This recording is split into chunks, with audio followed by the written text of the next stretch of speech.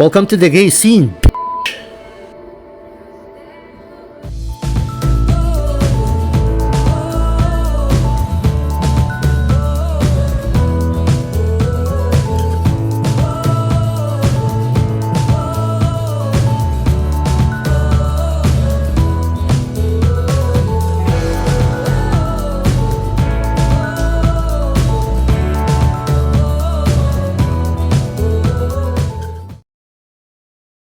Hello everybody, I'm Dylan and today we're going to take a look at Four Moons, also known as Cuatro Lunas, a Mexican drama film. It is a Spanish film with English subtitles. It was written and directed by Sergio Tovar Velarde, produced by Edgar Barron. Production companies are Atko Films and Los Gueros Films, and is distributed by Breaking Glass Pictures.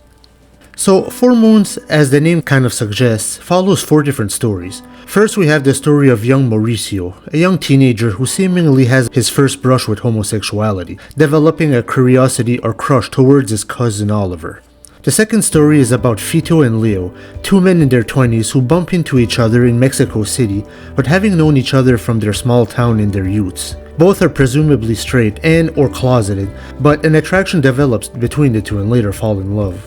As the two men seem to experience their first gay romance, but problems arise when the men come to terms with their sexuality at different speeds. Fito does his coming out earlier and wants to go public, but Leo doesn't agree and is more concerned with maintaining his image.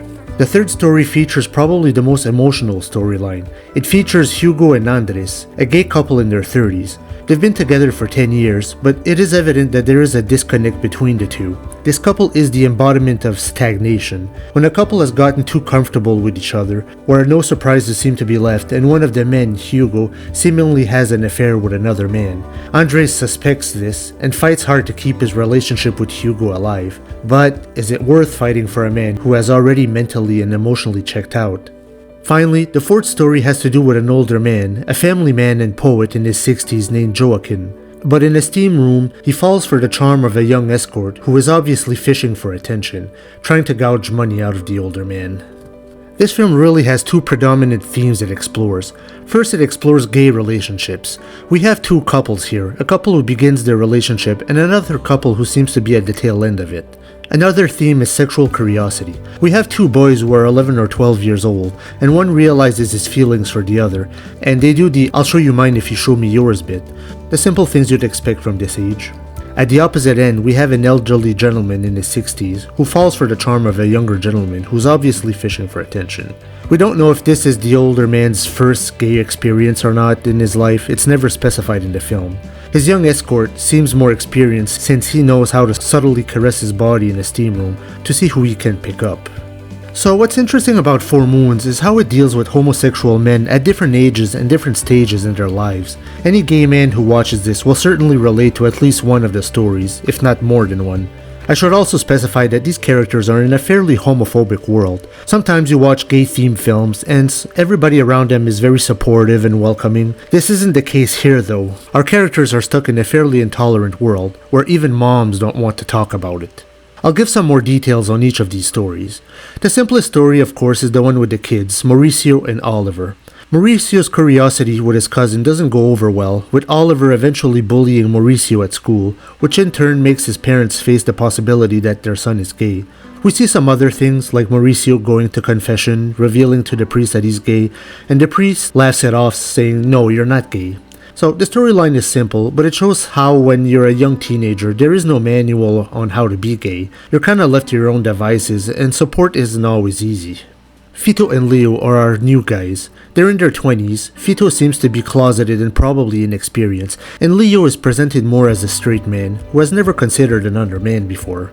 But as things happen and they fall in love, difficulties arise when Fito wants to shout out his love to the world and come out of the closet, but Leo is still in the secretive mindset, wanting to live out their relationship in secret. Leo gets paranoid and doesn't want to be seen with Fito when his family and friends are around. So, as you can see, it's like one closet clunking against another closet. There is a funny scene where they try to have sex for the first time, and it's the most awkward thing ever. But we really root for these two. They are our blossoming couple in the movie. Then we have the storyline of Hugo and Andres, a gay couple in their early mid-30s. They've been boyfriends for 10 years and probably have been living together for almost as long. Here we see a couple who seems to be running out of steam. Two guys who are not in sync anymore. Andres seems happy in the relationship, but Hugo is distant, has a secret affair on the side, and is just generally a jerk to Andres. He tells Andres to put away his effeminate behavior in front of his friends and family, and just generally treats Andres poorly. When Andres gets stood up at various events by his boyfriend, he discovers that Hugo is cheating on him. Andres fights hard to keep his relationship alive, thinking that Hugo is only temporarily confused by the allure of seemingly greener grass outside their home. Andres puts up with a lot of crap from Hugo. If you've seen the movie Keep the Lights On, it's a similar kind of toxic relationship. As Andres fights hard to keep his relationship alive, us the viewers wonder if this relationship is worth saving, with Hugo having clearly checked out. I thought this was the most interesting and heartbreaking storyline. And finally we have Joaquin, the older gentleman, and Gilberto, who seems to be an escort of about 30 years old. At first their interactions are very uncomfortable. Joaquin wants to hook up with Gilberto, but Gilberto kind of screws him around, asking for a high amount of money one day, asking for an even larger amount the next day, and making Joaquin give him the money and saying that the hookup will only occur the next day. So we really think Joaquin is really being taken advantage of, being scammed out of money. Although Gilberto really screws Joaquin around, in the end he does follow through with his promise. We learn from Gilberto that he has a wife and son in another country and needs the money to jump the border, as he calls it.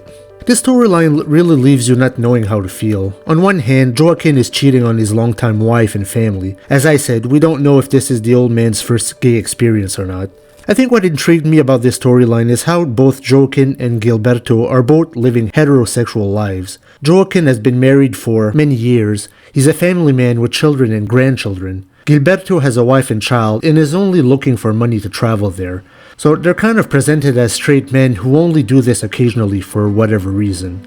In the end, Gilberto is on a train holding on to Joaquin's poetry book that he bought and seems to have gained some appreciation for Joaquin, even though he treated him pretty badly in their first encounters. None of these stories intertwine, by the way. They all work independently of each other. Characters from one storyline don't really meet any of the other characters. There is only one exception though, and I think it's a very well chosen moment, I thought. In one scene, the character of Hugo, the jerk who's cheating on his boyfriend, gets a bottle smashed on his head in some gay hookup place. As he's bloodied and walks, he comes face to face with Leo, the closeted guy from the Fito and Leo storyline. Leo is wearing a hoodie as to conceal his identity as he seems to explore these new gay waters. They come face to face, not a word is said, and they both move on. I thought it was interesting that this is the only time that two characters of different storylines cross. I kind of find it low-key funny too, in the sense that Hugo is coming out of the gay scene, all bruised and battered and bloody, and scared closeted Leo is staring at him. Welcome to the gay scene, bitch! So all in all, I really love this film. As for ratings, 4 Moons currently has a score of 7.5 out of 10 on IMDb. It has a score of 86% on Rotten Tomatoes. Great scores, although I do think this film deserves even better than that. I give this film a perfect 10 out of 10. I think this film does everything right. It's interesting, it has great characters, great relatable situations. I think all the actors do a great job, cinematography is great, etc, etc. When I first put this film on, I was worried about pacing. I knew in advance that there were 4 different stories, so I was curious as to how this would play out in the film. But I'm happy to say that the pacing is great, even though there are 4 stories. You're never bored, you always wonder what's going to happen next with each of these characters. You could probably have divided these 4 stories into an anthology series, but spliced together in a movie format it still works. So even when I try to find a flaw or nitpick, I really can't come up with any. I had to check online to see what comments people would have with this film, even the negative ones. I think in general people pointed out that the plots aren't the most original in the world. I guess in a sense that is true, but I think these situations are every gay man's life. We've all been through at least one of these situations, if not more. Another complaint I saw is the outcomes for each stories were kind of predictable. Now, I think I've mentioned this in another video. I think love stories are a bit predictable by nature. I mean, love stories really only have 2 possible outcomes. Either the couple gets together or they break up. But I always say that I don't mind predictable outcomes as long as the road to get there is interesting. And 4 Moons definitely has 4 interesting roads that our characters travel on. Have you seen 4 Moons? What did you think about it? Feel free to leave me a like, comment, subscribe, add me to Facebook, and I'll hopefully see you for the next review.